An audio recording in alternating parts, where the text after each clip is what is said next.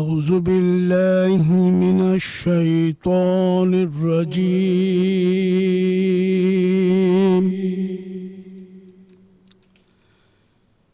بسم الله الرحمن الرحيم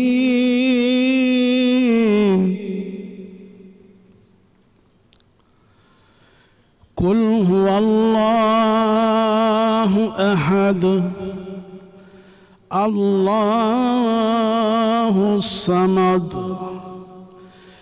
لم يلد ولم يولد ولم يكن له كفوا أحد صدق الله العظيم سبحان اللہ. اعوذ باللہ من الشیطان الرجیم. بسم اللہ الرحمن الرحیم. باران رحمت آج نیوز کی سحری ٹرانسمیشن میں میں ہوں آپ کا میزبان سید شہریار آسم. آج ہم 7ویں سحری کی نشست میں موجود ہیں اور اپنی نشست کا آغاز اس شعر سے کروں گا کہ خاک مٹھی میں لیے قبر کی میں گھومتا ہوں. خاک مٹھی میں لیے قبر کی میں گھومتا ہوں. لوگ جو مرتے ہیں تو غرور کہاں جاتا ہے. ہمارا آج کا موضوع ہے غرور اور حسد.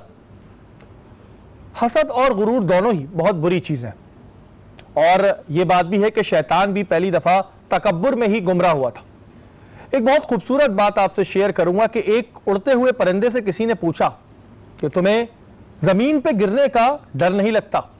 تو اس نے مسکرا کے جواب دیا کہ میں انسان نہیں ہوں کہ ذرا سی بلندی پا کے اکڑ جاؤں. میں اپنی زمین پہ ہی نظریں رکھتا ہوں. جس انسان نے بھی طاقت کے نشے میں چاہے پیسے کے نشے میں غرور کیا، تکبر کیا، وہ زندگی میں رسوا ہی ہوا. آج اپنی نشست پہ ہم اسے جانیں گے. ہمارے ساتھ موجود ہیں ہمارے آج کے مہمان ہیں حافظ عبدالبر صاحب، چیئرمین فشری ہیں. السلام علیکم، آپ کو خوش آمدید کہتے ہیں. Thank you. ان تمام چیزوں کو جاننے کے لیے کہ کس کے کیا کیا نقصانات ہیں، اسلام اس بارے میں کیا کہتا ہے، ہمارے ساتھ موجود ہیں مفتی محسن الزما صاحب. السلام علیکم، آپ کو بھی خوش آمدید کہتے ہیں. اپنی نشست کو آگے بڑھاتے ہیں. ہمارے ساتھ آج نعت خوانی کے فرائض انجام دینے کے لیے موجود ہیں سرور طفیل انصاری صاحب. آپ سے درخواست کروں گا کہ نعت شریف پیش کریں. صلی علی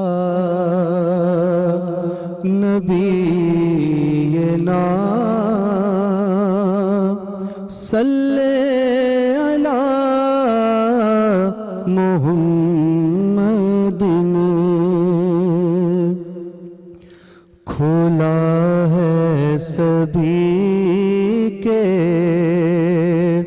لیے باب رحمت کھلا ہے سبھی کے لیے باب رحمت وہاں کوئی رتبے میں ادنا نہ عالی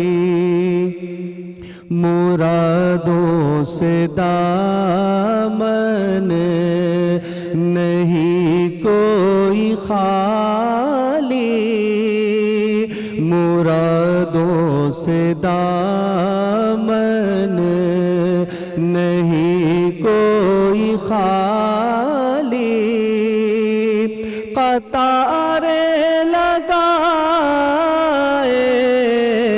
کھڑے ہیں سوالی مرادوں سے دامن نہیں کوئی خالی قطارے لگائے کھڑے ہیں سوالی میں پہلے جب مدینے گیا تھا تو تھی دل کی حالت تڑپ جانے والی میں پہلے جب مدینے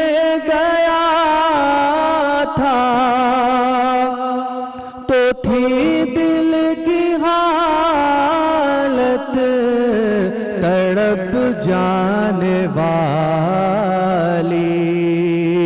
وہ دربار سچ مجھ میرے سامنے تھا، وہ دربار سچ مجھ میرے سامنے تھا، ابھی تک تصور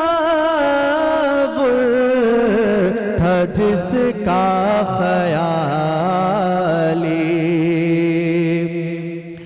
میں ایک ہاتھ سے دل سنبھالے ہوئے تھا، تو تھی دوسرے ہاتھ میں ان کی جالی، میں ایک ہاتھ سے دل سنبھالے ہوئے تھا، تو تھی دوسرے ہاتھ میں ان کی جالی، دعا کے لیے ہاتھ اٹھتے تو کیسے، دعا کے لیے ہاتھ اٹھتے تو کیسے، نہ یہ ہاتھ خالی نہ وہ ہاتھ خالی۔ ماشاءاللہ، سبحان اللہ، بہت خوب، بہت خوب، اور بہت ساری دعائیں آپ کے لیے۔ اور پھر وہی جو پچھلی نشستوں میں بھی میں نے دیکھا کہ جب ذکر کچھ مدینہ منورہ کا آئے تو اس وقت ایک ہی بات بڑی تکلیف دہ ہے کہ یہ دروازے ہم پہ بند ہو چکے ہیں، اور بس اللہ تعالیٰ سے یہی دعا ہے کہ جلد سے جلد ہم تمام مسلمانوں پہ دوبارہ سے یہ دروازے کھل جائیں۔ ہم گناہ گار ہیں، خطا کار ہیں، لیکن بالکل یہی دعا ہے کہ دروازے کھل جائیں۔ بھر بھائی آپ سے شروع کروں گا، اور کیونکہ ابھی جنہوں نے نعت بھی پیش کی، پچھلے رمضان آپ جو تھے عمرے پہ تھے، اسی وجہ سے آپ آ بھی نہیں پائے تھے، ابھی اس دفعہ کیسا محسوس ہو رہا ہے؟ ایک عجیب خالی پن سا نہیں لگ رہا؟ بسم اللہ الرحمن الرحیم۔ شریف بھائی تھینک یو ویری مچ۔ جیسا کہ آپ نے ابھی بتایا کہ یہ خالی پن تو ہے، اور آپ کے آج کا موضوع بھی تکبر اور غرور کے اوپر ہے، تو اس پہ میں تھوڑا سا اپنا ایک نظریہ بھی آپ کے سامنے رکھنا چاہتا ہوں ماشاءاللہ، کہ تھوڑی سی میں نے جو اپنے طور پہ تجزیہ کیا کہ ہمارے ہاں دنیا میں جہاں جہاں مظالم ہوتے رہے اور جو لوگ ظلم کرتے رہے ان کے خلاف کسی نے آواز نہیں اٹھائی، اور ایون کہ جو ہمارے بین الاقوامی تنظیمیں ہیں انسانی حقوق کی، انہوں نے بھی ظالموں کے خلاف آواز نہیں اٹھائی۔ اب دیکھیں کشمیر میں میں ایک چھوٹی سی مثال دیتا ہوں، کشمیر ہمارا بالکل پاکستان کا حصہ ہے، بالکل ہماری شہرگ ہے، اور کشمیری ہمارے بھائی جو ہیں وہ مسلمان ہیں، الحمدللہ، ان کا قصور یہ ہے کہ وہ مسلمان ہیں صحیح، دنیا کی نظر میں۔ صحیح، اور انڈیا نے جس طریقے سے کشمیر کو، پورے کشمیر کو آپ نے دیکھا کہ لاک ڈاؤن کیا، اگست سے لاک ڈاؤن تھا، بالکل تقریباً 80 لاکھ سے 1 کروڑ لوگ جو ہیں وہ لاک ڈاؤن ہیں، اور پوری اللہ، دنیا اس ظلم کے اوپر خاموش رہی۔ بالکل، آج سوال یہ پیدا ہوتا ہے کہ دیکھیں اللہ تعالیٰ کی ظلم کے خلاف جو ہے وہ اللہ تعالیٰ کہتا ہے کہ جی کفر کی حکومت تو چل سکتی ہے لیکن ظالم کی نہیں چل بے سکتی۔ شک، بالکل۔ تو یہ بھارت سرکار اور مودی نے جو ظلم ڈھائے ہمارے کشمیری بھائیوں کے اوپر، آج اللہ کی لاٹھی نے پوری دنیا کو اپنی لپیٹ میں بے لیا، شک، آپ کے لیے اللہ کا گھر بند ہو گیا۔ دیکھیں یہ میں سمجھتا ہوں کہ ہمارے رب تعالیٰ کی ہمارے ساتھ ناراضگی ہے، بے شک، اور یہ وبا ایک ایسی کہ ایک چھوٹا سا جراثیم، دنیا میں کتنے کتنے بڑے سورما، کتنے بڑے بڑے طاقتور آئے، ایسے ایسے لوگ آئے جنہوں نے خدائیوں کے دعوے کر دیے، فرعون، اس کے بعد آنے والے ایسے ایسے لوگ کہ جو ظلم کے جنہوں نے پہاڑ توڑے، آج اللہ نے ان کو عبرت بنا دی۔ بے شک، تو جس نے بھی ظلم کیا وہ عبرت کا نشانہ بنا، جس نے بھی تکبر کیا وہ برباد ہوا۔ تو سٹارٹ میں یہی سے کروں گا کہ یہ جو ہم دیکھ رہے ہیں کہ یہ جو ہم چیزیں فیس کر رہے ہیں، تو یہ ایک نظریے سے اگر آپ دیکھیں تو یہ اللہ تعالیٰ کا عذاب ہے ہمارے، بالکل، بالکل، اور یہ آج اگر میں کہتا ہوں، میرا دعویٰ ہے کہ آج اگر انڈیا جو ہے وہ کشمیر کو آزاد کرنے کا اعلان کرتا ہے تو میں کہتا ہوں اللہ تعالیٰ اس وبا سے ہماری جان بخشی کرے. آمین. آمین. اور بالکل جی یہ چیز جیسے کہ بھائی نے بتائی ہے کہ ہم کافی ظلم ہوتے ہوئے دیکھتے تھے, اور شاید میں اپنی بھی بات کروں گا, ہم لوگ دیکھتے تھے اور ہم گزر جاتے تھے کہ ہاں ہائے ظلم ہو رہا ہے, فیل ہوتا تھا بس ٹھیک ہے بھائی ظلم ہو رہا ہے, ہاں کشمیر میں لاک ڈاؤن ہے, لیکن ہم نے سوچا نہیں کہ اگر یہ ہمارے ساتھ ہوتا تو پھر ہم تو یہ سوچ رہے تھے نا کہ ہم سپر پاور ہیں یا ہم ایٹمی پاور ہیں تو ہمیں تو کچھ پرابلم ہوگی نہیں, پھر اللہ میاں نے سپر پاور کو بھی جو ہے لاک ڈاؤن کرا دیا. تو یہ بات اس وقت تمام مسلمانوں کے لیے بڑا لمحہ فکری ہے. میرے بھائی لاک ڈاؤن کی وجہ سے جہاں سب بہت پریشان ہیں, وہاں میں فشری کے حالات جاننا چاہتا ہوں کہ فشری میں اس وقت کیا صورتحال ہے, ماہی گیروں کے کیا صورتحال؟ دیکھیں لاک ڈاؤن میں تو اس وقت پوری دنیا کا ایک اکانومی جو ہے وہ سمجھ لیں کہ بالکل کریش ہو چکی ہے, اور کاروباری جو طبقہ ہے وہ سارے لوگ اس سے پریشان ہیں. اور حکومت نے جو لاک ڈاؤن کے اوپر سختی سے عمل درآمد کرایا سندھ حکومت نے خاص طور پہ, تو میں سمجھتا ہوں کہ یہ عوام کی بہتری کے لیے ایک اقدام اٹھایا گیا تھا, جبکہ لاک ڈاؤن کا اگر دیکھیں تو براہ راست حکومت کو کیا فائدہ, بلکہ نقصان ہے کہ حکومت جو ریونیو جنریٹ کرتی ہے, جو معیشت ہے وہ اگر معیشت کا پہیہ رک جاتا ہے تو حکومت کو نقصان ہوتا ہے ہمیشہ. تو یہ عوام کی بہتری کے لیے تھا, اور ماہی گیر جو طبقہ ہے وہ انتہائی غربت کی لکیر سے بھی نیچے وہ طبقہ ہے, تو اس میں کوئی شک نہیں ہے کہ وہ سب سے زیادہ متاثر ہوا, اور بہت اس طبقے نے جو ہے وہ سختیاں جھیلیں.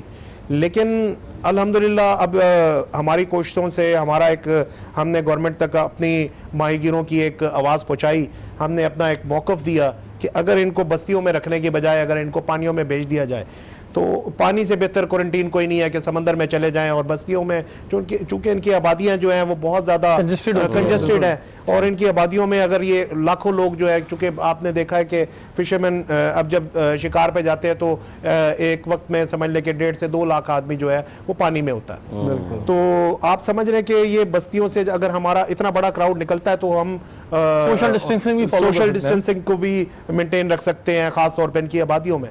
تو اس پہ الحمدللہ ہم لوگ پروونشل گورنمنٹ کو اور فیڈرل گورنمنٹ کو دونوں کو قائل کرنے میں ہم لوگ اس میں کامیاب ہوئے. تو کل سے ان کا جو ہے وہ شکار پہ جانے کی اجازت مل گئی, اور آج آپ کے ساتھ بیٹھے ہیں تو یہ چیز بھی اناؤنس کر رہے ہیں کہ اب یہ لوگ شکار پہ جا سکتے ہیں. چلیں, یہ ایک بڑی خوشی کی خبر ہے کہ کہیں تو کچھ بھلا ہوا. لیکن یہاں پر مجھے ایک بات یاد آئی, میں بربھائی سے پوچھوں گا. بربھائی مجھے یہ بتائیں کہ اس وقت میں وفاق اور سندھ گورنمنٹ دونوں ایک پیج پہ نہیں ہے, لیکن آپ وہ واحد بن جائیں جس کی وفاق تعریف کر رہا تھا, اس کے پیچھے کیا سائنس ہے, کیا ہوا یہ؟ دیکھیں آپ نے بڑا مشکل سا سوال کر دیا. وفاق تعریف میرے کام کی کر رہا تھا, میں نے جو ٹویٹ پڑھا تو جی بالکل اس میں کوئی شک نہیں ہے. میں کہتے ہیں کہ جو کام جو ہے وہ آپ کے الفاظ سے زیادہ نظر آتا ہے. تو الحمدللہ میں نے جس طریقے سے کوسٹ بیلٹ پہ میں نے اپنی پارٹی قیادت کی ہدایت پر اور اپنے جو سندھ گورنمنٹ ہے ان کی ہدایت پر جس طریقے سے ہم نے کام کیا, لاک ڈاؤن میں جیسے یہ لاک ڈاؤن سٹارٹ ہوا, میں بینگ اے چیئرمین میں ایک دن بھی گھر پہ نہیں بیٹھا.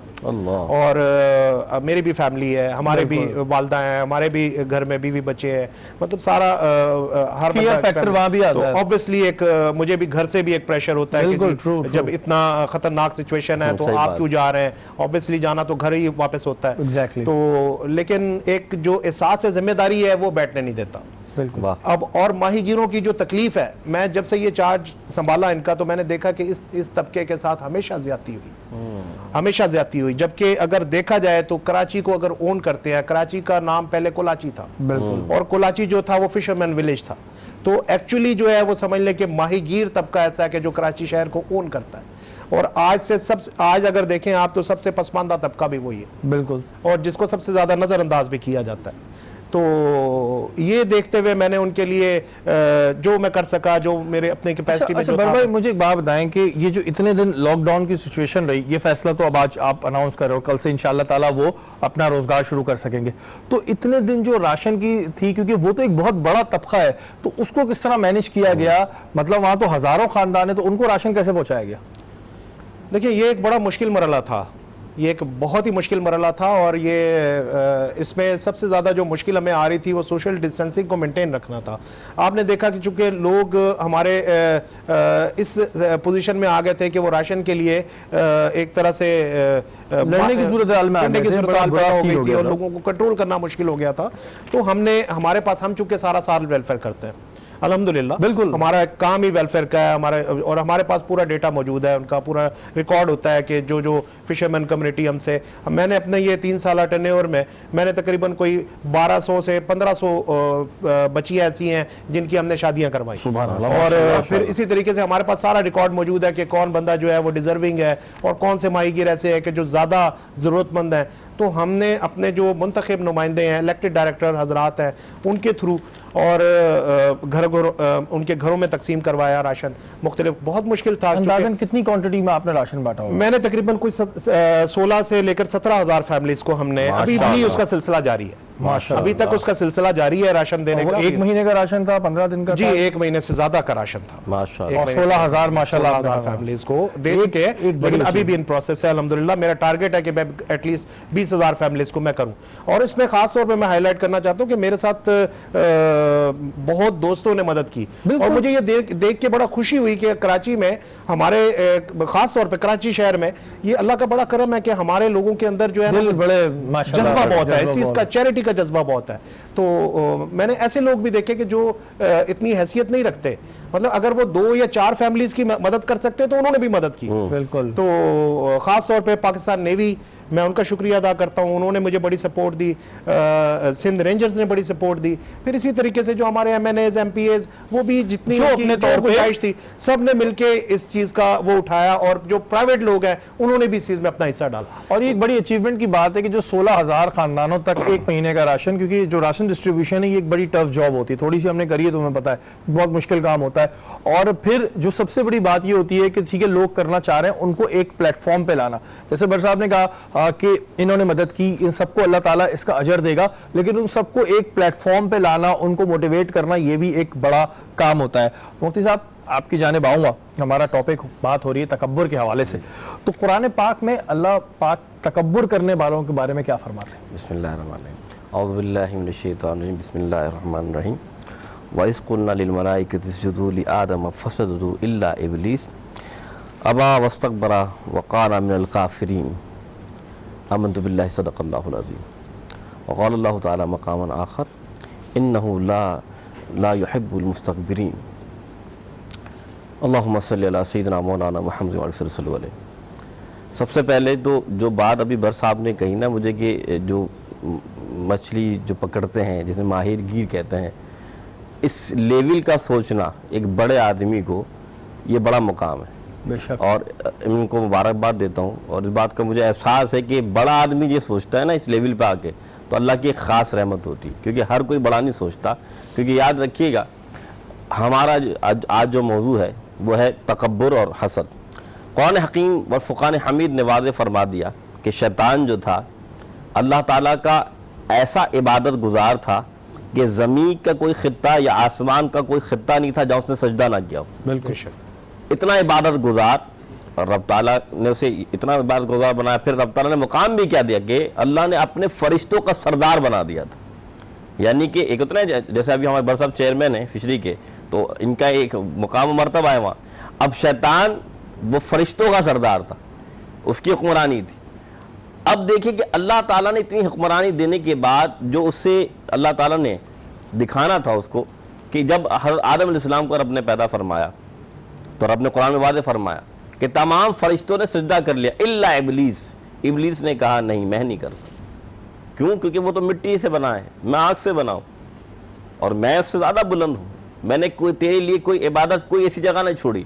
यहाँ उसने मिसाल फिर देता हूँ, रब की नाफरमानी भी की और अपने आप को बड़ा बना दिया, यानी रब के हुक्म को तो ना माना। तो अब क्या हुआ कि अल्लाह ताला फरमाया कि उसने तकब्बुर किया और वो काफिरों में से हो गया। कौन पा की जायत है। तो मालूम ये चला जो तकब्बुर करते हैं, इनकार करते हैं, तो वो अल्लाह ताला के नापसंदीदा बंदे हो जाते हैं और वो इनकार करने वाले बंदे हो जाते हैं। और शैतान का ये फेट उसको ऐसा ले डूबा कि तमाम इबादत जो उसने ज़मीन व आसमान में की थी, तमाम नेमतें जो अल्लाह ने उसे अता की थी, तमाम पोजीशन जो उसे अल्लाह ने अता की थी, वो तमाम चीज़ें धरी की दे रहेगी। वो फिर क्या हो गया? वो धुतकारा हुआ हो गया, वो शैतान बन गया। तो मालूम क्या चला पहली बात के इस आयत से कि अल्लाह ताला का कोई भी बंदा अगर अपनी नेकी पे गुरूर करता है, अगर अपनी इबादत पर गुरूर करता है, अगर अपने मनसब पे गुरूर करता है, तो जान ले منصب بھی رب نے دیا, بے شک. نیکی بھی اللہ نے دی,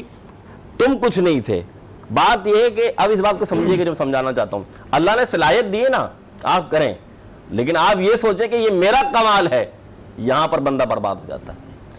اصل مسئلہ یہ ہے کہ چاہے انسان ہو یا کوئی بھی ہو, جب یہ سوچے کہ یہ میرا کمال ہے, میں نے کیا ہے, رب نے توفیق دی ہے تو کیا ہے. بے شک. جب رب توفیق نہیں تھا پھر تم کیا کر لیتے. تو یہی معاملہ تھا اس کا, کہ شیطان نے جب یہ کہا کہ یہ تو میں تو آنکھ سے بنا ہوں اور میں تو فرشتوں کا سردار ہوں, تو یہاں رب کے حکم کی سیادولی کی, اللہ تعالیٰ کا مقرب بندہ بننے کے بجائے وہ دھتکارا ہوا بن گیا. پھر ایک اور بات جو آپ کو سمجھانا چاہتا ہوں کہ اللہ تعالیٰ قرآن میں واضح فرمایا, جو دوسری آیت میں نے آپ کے سامنے رکھی, کہ اللہ پسند نہیں کرتا, محبت نہیں کرتا جو تکبر کرتے ہیں. اب تکبر ہے کیا, تھوڑی سی اس کی وضاحت کرنا چاہتا ہوں. دیکھیں, تکبر سے مراد یہ کہ اچھا پہننا, اچھا اوڑھنا, اچھی گفتگو کرنا, یہ تکبر نہیں ہے. لیکن اس چیزوں کو دیکھتے ہوئے دوسرے کو کمتر سمجھنا, دوسرے کو حقارت کی نگاہ سے دیکھنا, دوسرے کے ساتھ زیادتی کرنا اور دوسرے کو سمجھنا. مثال کے طور پہ اگر آپ کے پاس 2 پیسے آ گئے تو آپ اس طرح لے لیجیے کہ اگر گاڑی والا کسی رکشے والے کو دیکھے تو کمتر سمجھے, رکشے والا کسی گدھے گاڑی والے کو دیکھے تو کمتر سمجھے, گدھے گاڑی والا کسی پیدل چلنے والے کو دیکھے تو کمتر سمجھے. تو یہ ہر لمحے ہر کسی کے زاویے سے تکبر ہو جاتا ہے.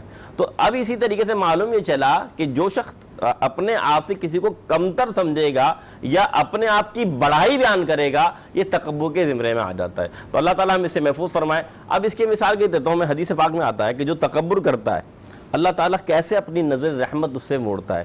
میرے آقا علیہ السلام فرماتے ہیں کہ وہ شخص جو تکبر کرتا ہے وہ جنت میں نہیں جا سکتا.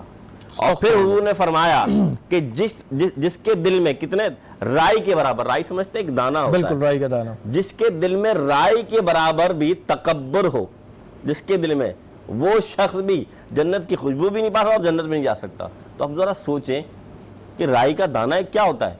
تو اتنا تکبر کرنے والا بھی اللہ تعالیٰ کا مقرب نہیں بن سکتا, اللہ کے قریب نہیں ہو سکتا. اللہ تعالیٰ اس سے نظر رحمت پھیر لیتا ہے.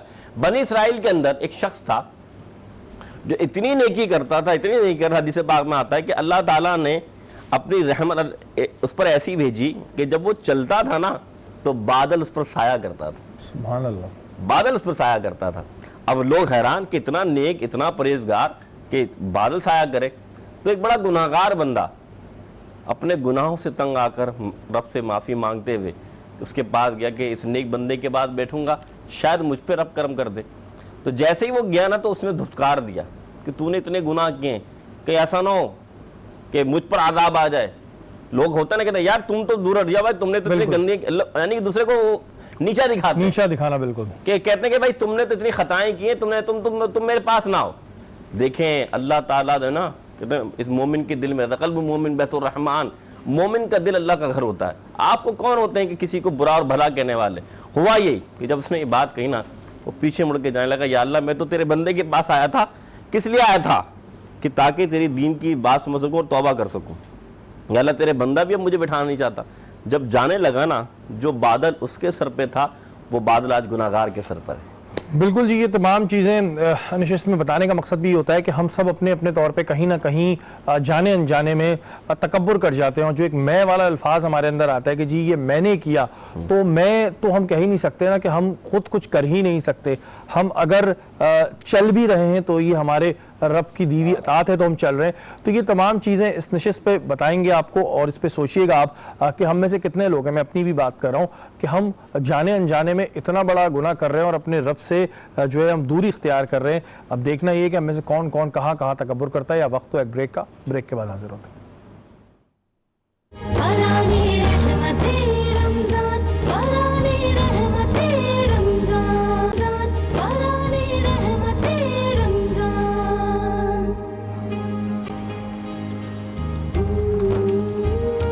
باران رحمت آج نیوز کی ساری ٹرانسلیشن میں ایک بار پھر آپ کو خوش آمدید کہتے ہیں, اور اس وقت ہم موجود ہیں صوبیہ کے ساتھ. السلام علیکم. وعلیکم السلام. صوبیہ کیسی ہیں آپ؟ اللہ کا شکر, آپ بتائیں. میں بالکل ٹھیک ٹھاک. آج کیا بنا رہی ہیں آپ جناب, یہ اچھا, بتائیں. جیسے آپ کو پتہ ہے کوارنٹین, آئسولیشن, بالکل باہر کا کھانا بڑا مس کر رہے ہیں ہم, وہ بھی دعوتوں کا. बिल्कुल। कोरमा तो हम बना ही रहे हैं, पर देगी कोरमा मिस कर रहे हैं। अच्छा, तो आज आप देगी कोरमा जी बना रहे हैं। बिल्कुल, जो बाहर का जो कोरमा होता है, जो दावत में मिलता है, हाँ। वो जो तरीका होता है, मेथड होता है, वो आज मैं आपको बताऊंगी कैसे उसमें जायका आता है वो देगी का, देख का जाएगा कैसा? देख के बगैर, वो भी देख के बगैर। जी, बिल्कुल। ये बड़े एक्सपेरिमेंट भी करती हैं, बड़ा इनके मुझे को लग रहा है मैजिक है, वो कहते हैं ना जादू है, तो इनकी मुझे को लग रहा है आत्म जादू की देख तो है नहीं, और ये कह रही हैं तो होगा भी, क्योंकि जो कहती हैं अब तक तो बना रही हो बन रहा है। इसके इंग्रेडिएंट बताएं अच्छा, मुझे मैं आपको जनाब। बता दूं, हमारे पास इतना टाइम नहीं होता कि हम गोश्त गलाएं, तो मैंने पहले से ही गोश्त को लहसुन, अदरक, हल्दी और नमक में बॉईल करके रख लिया है। Okay, but done. हमारे पास घर में टाइम होता है तो हमें ये करने की स्टेप ज़रूरत नहीं है।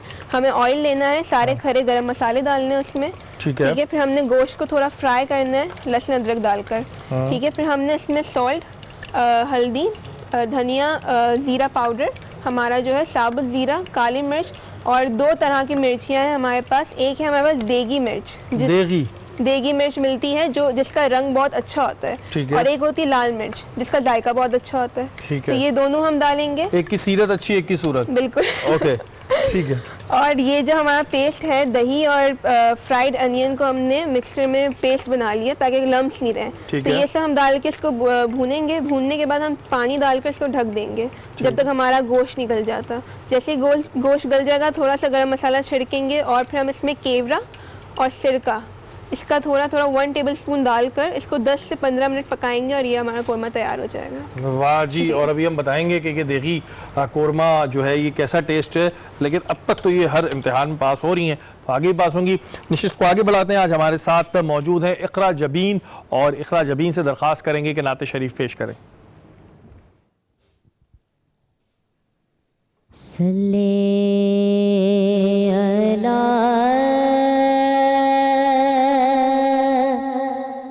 नबीना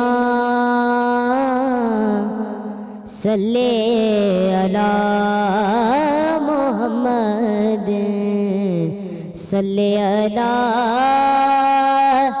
शफीना सल्ले अला मोहम्मद या मुस्तफा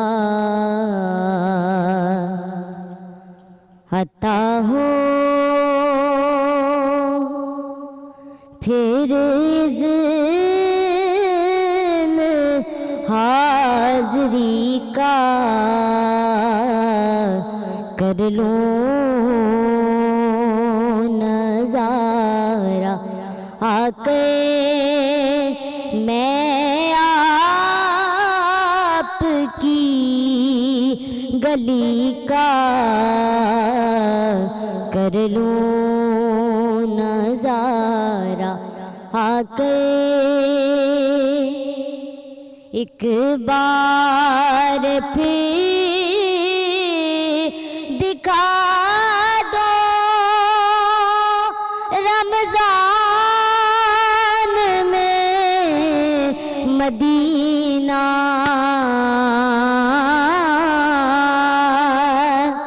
एक बार फिर दिखा दो रमजान में मदीना बेशक बना लो आका मेहमान दो घड़ी का बेशक बना लो आका मेहमान दो घड़ी का या मुस्तफा अता हो रोती हुई मैं आऊं दागे जिगर दिखाऊं रोती हुई मैं आऊं दागे जिगर दिखाऊं अफसाने सुनाऊं मैं अपनी बेबसी का अफसाना भी सुनाऊं। सुभान अल्लाह बेटा, बहुत खूब माशाल्लाह। अल्लाह ताला आपको और खुशियाँ अता फरमाए। और फिर वही बात जब भी ऐसी आ रही है तो बस सबकी यही दुआ है कि रमज़ानुल मुबारक में एक बार फिर जो है हम पर वो दरवाज़े खुल जाएं जिसकी रौनक़ें हम सब समेट के आते थे रमज़ानुल मुबारक से, और फिर पूरा साल हमारा अच्छा गुजरता था। बर भाई मुझे ये बताएं कि जैसे एक खुशी की खबर हमने सुनी कि माहीगीर जो हैं वो कल से अपना काम शुरू कर पाएंगे, तो इसमें हर्डल्स क्या हुई, परेशानियां क्यों हुई? हम हसद की बात कर रहे हो तो बहुत से हासदीन भी पीछे लगे होंगे कि भाई ये काम कर रहे हैं, तो ये ज़रा इसकी स्टोरी मुझे थोड़ा सा बताएं।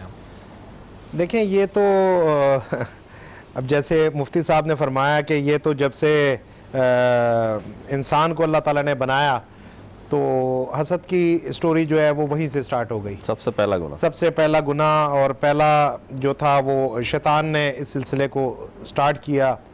और ना सिर्फ स्टार्ट किया बल्कि मैं मुफ्ती साहब के होते हुए थोड़ी सी मैं ये जुर्रत करूंगा कि मैं भी थोड़ा सा इस पे अपने इल्म के मुताबिक अगर थोड़ी सी मैं इसमें हाफिज़ हैं आप भी माशाल्लाह जी, तो इसमें देखें शैतान ने ना सिर्फ इसको स्टार्ट किया बल्कि अल्लाह तबारक व तआला को इस चीज़ का चैलेंज भी किया कि मैं इस बंदे को जिसकी खातिर मैं महफिल से दुत्कारा गया हूँ, मैं क़यामत तक इससे बदला लूँगा, इससे और इसकी औलाद से। सही बात।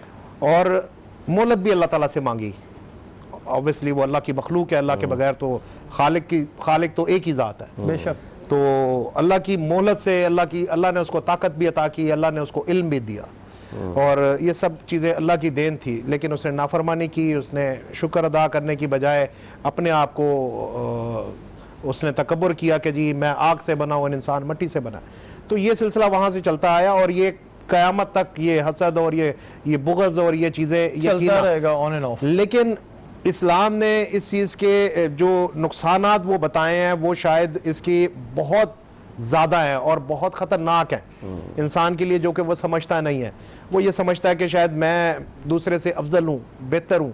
देखें, मैं ये समझता हूँ कि ये अल्लाह ताला की आजमाइश है। जिसको अल्लाह ने दिया उसके ऊपर भी आजमाइश है और जिसको नहीं दिया उसके ऊपर भी आजमाइश है।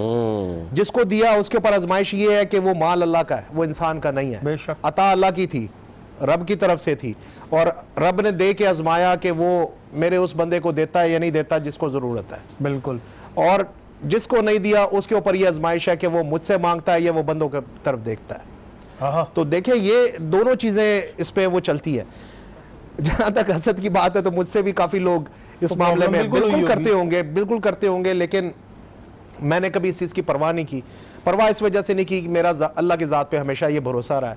घर से जब निकलता हूँ तो मैं ये दुआ पढ़ के निकलता हूँ, बिस्मिल्लाह तवक्कलतु अल्लाह। तो जब ये दुआ पढ़ लेते हैं तो फिर हमारा ईमान और हमारा यकीन ये है कि फिर अल्लाह पे तवक्कल है। बिल्कुल। और जब इंसान अल्लाह पे तवक्कुल करके निकलता है तो फिर उसको दुनिया की परवाह नहीं होती। और अल्हम्दुलिल्लाह मुझे भी दुनिया की परवाह नहीं है। शायद मेरे अपने भी मुखालिफ हों, शायद मेरे मुखालफिन मेरे साथ बैठे हों, मेरे हमारे इदारों में हमारे साथ हों, हमारी अपनी जमात से भी हों, मुखालिफ जमात से भी हों, लेकिन देखें इज़्ज़त और ज़िल्लत ये दो चीज़ें अल्लाह ताला फरमाता है कि कुरान मजीद में वतुइज़्ज़ु मन तशाअ व तुज़िल्लु मन तशाअ बियदिकल खैर, ये अल्लाह ताला ने अपने हाथ पे रखी है। बेशक। ये इख्तियार अल्लाह ने दुनिया को नहीं दिया।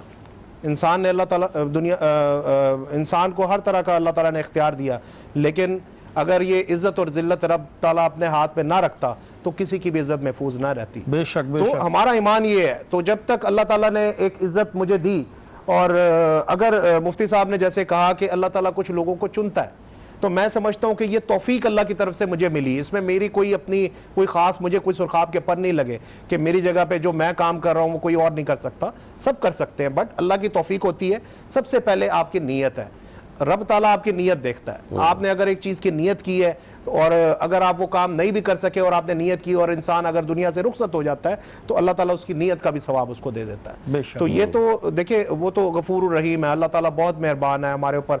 वरना जब हम तो इतने गुनाहगार हैं कि जब हम गुनाह कर रहे होते हैं तो गुनाह की हालत में अगर अल्लाह ताला पकड़ ले हमें तो वो तो रब बेशक। तो ये तो अच्छा, आपने एक शुरू में बात की थी जब हम ब्रेक से पहले कि माहीगीर जो कराची का नाम कोलाची था और इस वक्त सबसे ज़्यादा बुरी हालत में वो है। آپ کیا سمجھتے ہیں کہ ماہی گیروں کی اس حالت کا ذمہ دار کون ہے؟ کیوں ماہی گیر جو ہمارے فشرمینز ہیں وہ اس طرح ترقی نہیں کر پائے؟ کیا ان کو معاوضہ نہیں مل پایا؟ ریزن کیا تھا؟ دیکھیں ہمارے ملک میں اگر ہم دیکھیں تو ہمارے پاس قدرتی وسائل اللہ تعالیٰ نے ہمیں ہمارے اس خطے کو, ہمارے اس ملک کو دنیا کی نسبت مالا مال کیا. بالکل. ہمارے پاس ہر چیز ہے. ہمارے پاس اللہ تعالیٰ نے ہمیں آئل بھی دیا, ہمیں گیس بھی دی, ہمارے پاس کول کے ریزروز ہیں, ہمارے پاس مطلب منرلز, معدنیات, ہر چیز اللہ تعالیٰ نے نوازا. ہمارے پاس 4 سیزنز ہیں, ہمارے پاس دریا ہیں, ہمارے پاس سمندر ہے. ہر وہ چیز اللہ نے نوازی جو ایک خوشحال ملک میں ہونی چاہیے. بٹ صرف نہیں تھا تو ہمارے پاس ایک اعلیٰ قیادت, ہمارے پاس ایک اچھی ویژن والے لوگ یا کام کرنے کی نیت سے. دیکھیں انفارچونیٹلی ہمارے ملک میں یہ ایک سسٹم بن چکا ہے, ایک مائنڈ سیٹ بن چکا ہے لوگوں کا کرپشن کا. تو یہاں پر ہوتا یہ ہے کہ جو بھی بندہ آتا ہے, کوئی بھی کسی بھی پوسٹ پہ آتا ہے, میں کسی کو الزام نہیں دیتا, کسی کا نام نہیں لیتا, میں ایک جنرل بات کر رہا ہوں کہ ہمارا مائنڈ سیٹ ایسا بن گیا کہ کوئی ہم سے ڈیمانڈ کرے نہ کرے, ہم بغیر کہے اس کو لفافے میں دے دیتے ہیں کوئی کام کرانے کے لیے. تو یہ مائنڈ سیٹ بن گیا. دیکھیں آج اگر ہم اس چیز کا فیصلہ کر لیں کہ ہم نے اس کرپشن کو ختم کرنا ہے, تو دیکھیں ہمارا ملک کس تیزی سے ترقی کی طرف جاتا. میں نے آپ کو سٹارٹنگ میں بتایا کہ سب چیزیں ڈیپینڈ کرتی ہیں آپ کی نیت کے اوپر. ہماری نیت اگر یہ ہوگی کہ ہم نے آ کے یہاں پر بدعنوانی کرنی ہے, ہم نے آ کر جو ہے وہ اپنے مفادات کو دیکھنا ہے, اپنے مفادات پہلے رکھیں اور جو ہمارے پر رسپانسبلٹیز ہیں ان کو ہم اگنور کریں, تو یہ وبال تو ہمارے پر آنا ہے. اسی طریقے سے فشرمین کمیونٹی کو ہمیشہ نظر انداز کیا گیا. اس کمیونٹی میں فشرمین جو ہے ان کو اگر ذرا سی بھی ان کو توجہ دی جاتی, ان کے اوپر ابھی سندھ حکومت نے اس پہ کافی سارے چیزوں میں معاملات میں ہمیں سپورٹ کی الحمدللہ, اور اس میں ہمارے جو کچھ ویژن تھے, ابھی آپ نے دیکھا پچھلے دنوں ایک بہت بڑا جوائنٹ وینچر کیا ہم نے چائنا کے ساتھ, جس میں ہماری ایکسپورٹ کا جو ہے وہ میرا جو ٹارگٹ تھا الحمدللہ $500 ملین پہ ہم لوگ کھڑے تھے.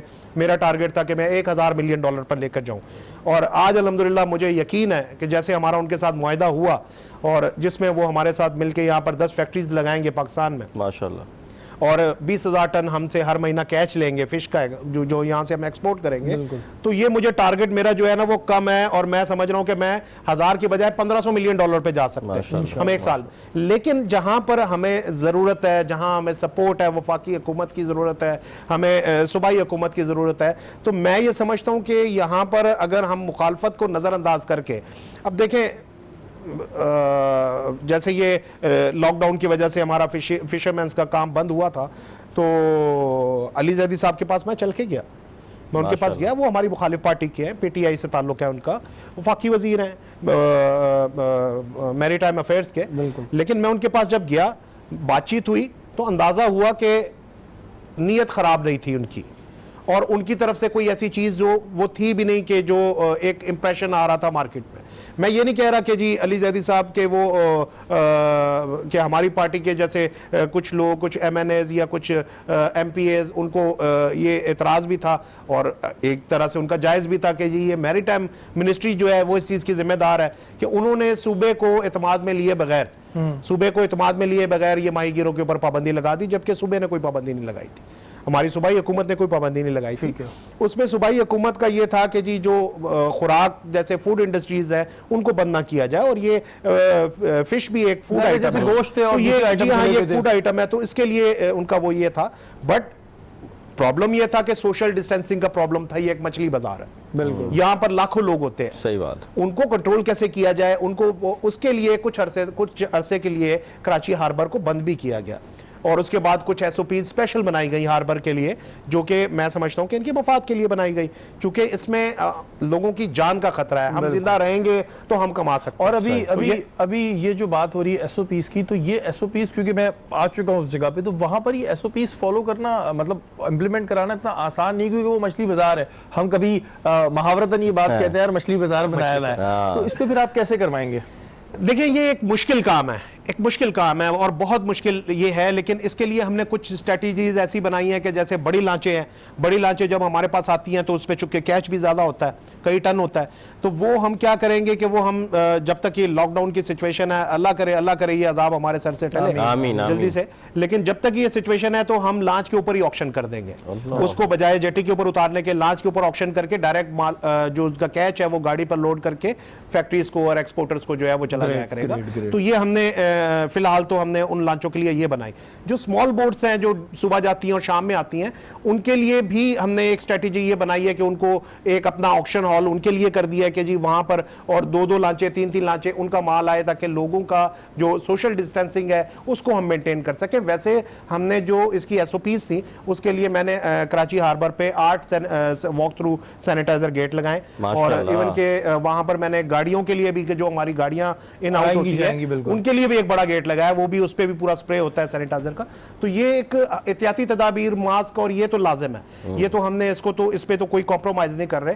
صرف ابھی ہمارے لیے جو سب سے بڑی مشکل ہے، ڈیفیکلٹی ہے، جس پہ میں سمجھتا ہوں کہ صرف ہمارا فشری کا ادارہ جو ہے وہ اتنا ہمارے پاس اتنے وہ نہیں ہے وسائل کہ ہم اکیلے اس کو ہینڈل کر سکیں اتنے بڑے کراؤڈ کو، سوشل ڈسٹینسنگ کو۔ تو اس میں میں سمجھتا ہوں کہ ہمیں قانون نافذ کرنے والے ادارے جو ہیں ان کی مدد بھی درکار ہوگی، سندھ فشریز کی مدد بھی درکار ہوگی۔ تو یہ ہم ان سے مل کے سب کو مل کے بالکل، جی، اور اس پہ مین جو کردار ہے وہ سٹیک ہولڈرز کا بھی ہے کہ جو کرنے والے ہیں، جو خریدار ہیں، ان کے جو لوگ ہوتے ہیں وہ اپنے لوگوں کو منیمائز کریں، اور جو آکشنرز ہیں جو اپنا مال کو آکشن کر رہے ہیں وہ اپنے لوگوں کو منیمائز کریں۔ تو یہ سارے مل کے ایک باہمی تعاون کے ساتھ مل کے ممکن ہے۔ ویسے یہ اگر آپ دیکھیں تو پہلے جیسا ہو تو وہ بڑا مشکل ہے ہمارے لیے۔ اور کیونکہ جتنے بھی لوگ اس وقت اگر کوئی فشری سے ریلیٹڈ لوگ یہ پروگرام دیکھ رہے ہیں تو میں ان کو بتاؤں گا کہ اگر آپ لوگوں نے ایس او پی فالو نہیں کری، اور جیسے کہ ابھی بٹ صاحب کہہ رہے تھے کہ یہ ساری چیز ہم سب کو مل کے کرنی ہے، تو ان دی اینڈ ہوگا یہ کہ پھر آپ کی بھی کوئی ویڈیو بنائے گا اور پھر اس کو سوشل میڈیا پہ ڈالے گا، اور پھر اتنا گورنمنٹ پہ پریشر دے گا کہ بھائی اس کو بھی بند کرو۔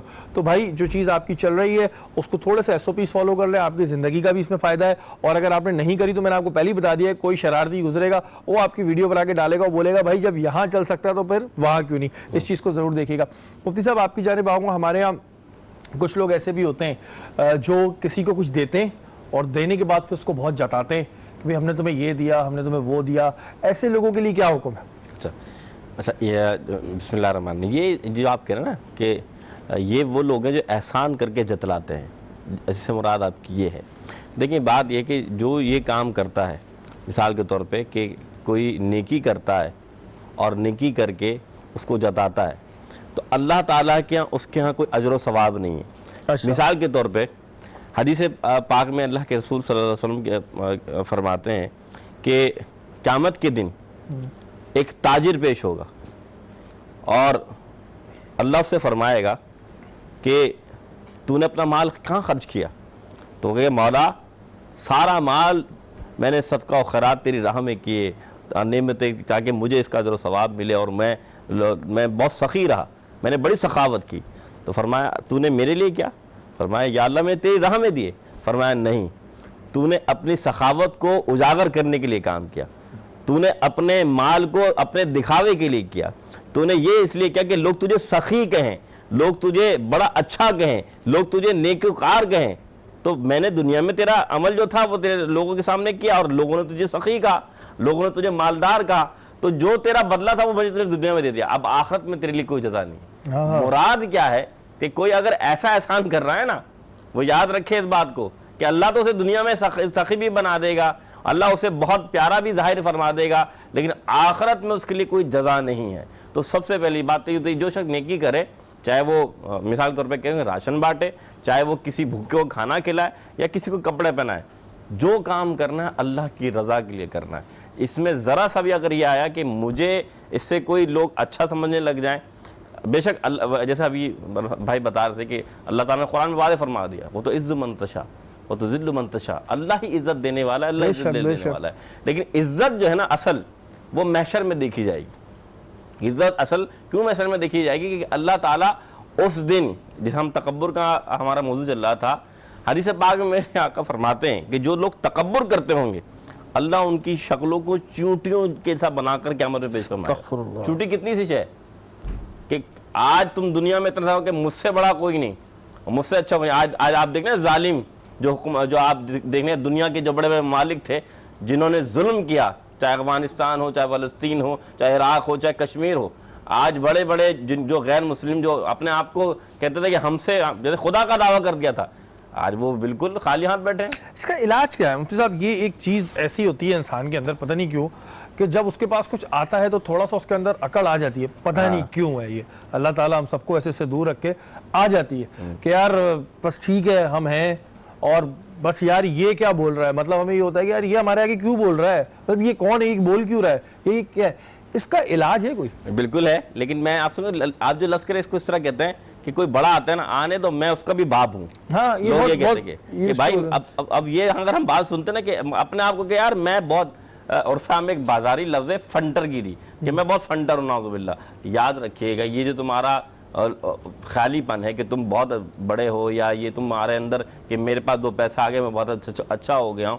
اب اس کا علاج پر ہم آ جاتے ہیں کیونکہ وقت ہے۔ علاج سب سے بہتر یہ کہ یہ دیکھے اپنے آپ کو، وہ اپنے ذات کو یہ دیکھے کہ اللہ تعالیٰ نے اسے کس چیز سے پیدا کیا، مراد یہ کہ کس گندے قطرے سے وہ پیدا ہوا، اور وہ دنیا میں جو کام نیکی کے علاوہ کر رہا ہے تو وہ اپنے ساتھ جو چل رہا ہے وہ کیا لے کے چل رہا ہے، اس کی زندگی کے اندر کیا ہے۔ تو سب سے بڑی بات کہ وہ اپنے آپ کو کمتر اور یہ دیکھے کہ میں کتنا گناہ گار ہوں، مجھ سے خطائیں کیا ہوئی ہیں، تو پھر وہ تکبر کی طرف نہیں جائے یہ گا۔ بالکل مفتی صاحب نے ایک بڑی زبردست بات کی ہے کہ، اور یہ مجھے واقعی میں سمجھ نہیں آتا، میں ابھی یہی پریشان ہو رہا ہوں کہ یہ آتا کیوں ہے ہم لوگوں میں، کہاں ہمارے اندر کمی؟ ابھی نشست آگے بڑھے گی تو پوچھوں گا میں ضرور کہ ہم میں ایسی کمی کہاں ہوتی ہے، چاہے ہمارے ذہن میں نہیں ہوتا لیکن پتہ نہیں یا تو لوگ امپورٹنس دینے لگتے ہیں تو لوگوں میں آ جاتا ہے، یا پھر پتہ نہیں کیا ریزن ہوتا ہے کہ کہیں نہ کہیں تکبر کی جھلک آ جاتی ہے۔ یہ میں اس وقت میں اپنے پہ رکھ کے کہہ رہا ہوں، میری تو کوئی ایسی حیثیت نہیں ہے، لیکن کہیں نہ کہیں آپ کسی نہ کسی مقام پہ سوچ رہے ہو کہ یار میں ہوں، تو وہ اس کا اتنا بڑا گناہ ہے، یہ چیز ہم لوگوں کو اس طرح پتہ نہیں ہے، اور ہم پتہ نہیں جانے انجانے میں ایسے کتنے گناہ کر دیتے ہوں گے۔ یہاں وقت ہوا ایک بریک کا، بریک کے بعد حاضر ہوتا ہوں۔